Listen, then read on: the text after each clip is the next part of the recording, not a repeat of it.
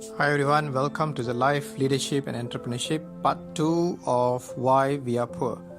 So today we're going to cover a bit more into the quadrants. That day I do explain more into the 4 different income quadrants that makes people stuck in life and in finance.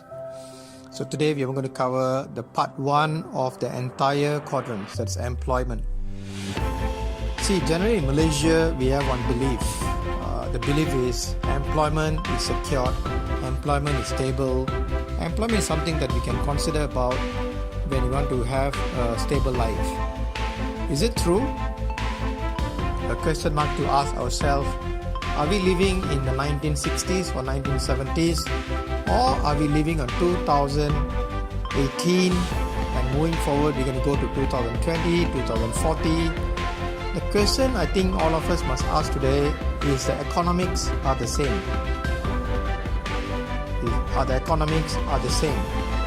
If you talk back 10-20 years ago, a packet of nasi lemak may cost you about 50 cents or 40 cents. But now the same nasi lemak in Penang can easily cost you about 1 ringgit 80 cents. In KL, it could be cost you about 1 ringgit 90 cents or 2 ringgit or 3 ringgit. The economic has changed. But in employment world, this is what it happens. People work in employment because they want to pay their commitment on a monthly basis. They want a stable money paid to them every month. So when they get the money every month, they pay their commitments once they get their salary. So the first week after they get their salary, most of the employees will pay their bills, their house rental, their phone bills, and whatever bills they're going to pay. Second week of the month, they'll be pretty okay, having a good time with their family, going for a dinner and stuff like that. Week 3, they start to run their own budget, and week 4, they will shortage of money, and some cases, they go and borrow money from friends or even from alums or sharks to get some extra cash. And that is where people become entrapped. They got to keep working and working until they finish their whole life. And majority of people in employment world have worked so hard. Some of them working 2 jobs or even 3 jobs sometimes just to make sure they can support their living. Because when they're growing up, when they get married, they have the kids, the commitment will grow up together. The funny part of employment is you will never have an increment on your salary as fast as your cost of living. I repeat that again one more time. Your increment on salary might not be as fast as increment of cost of living. Just because of that element, majority of people in employment world have to keep working hard. And some of them work double, triple jobs.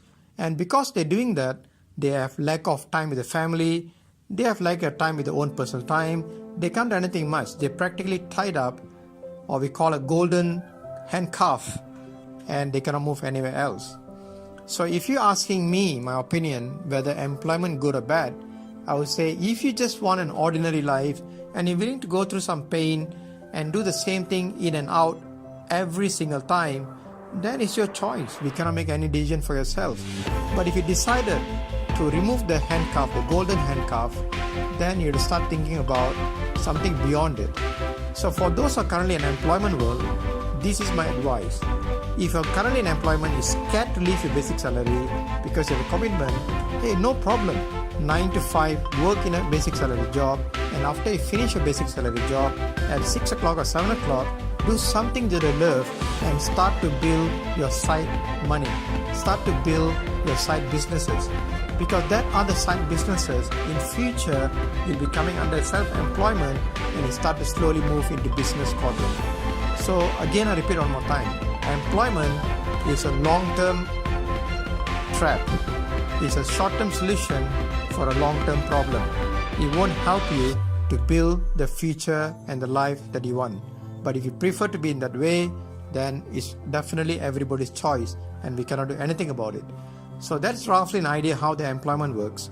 And the further details of employment, if you want to know more about employment, how to remove yourself from employment world, how to make sure that you can come out from the zone and become a self-entrepreneur or businessman, then you can put a comments on the below and we're more than happy to help you to fix it up.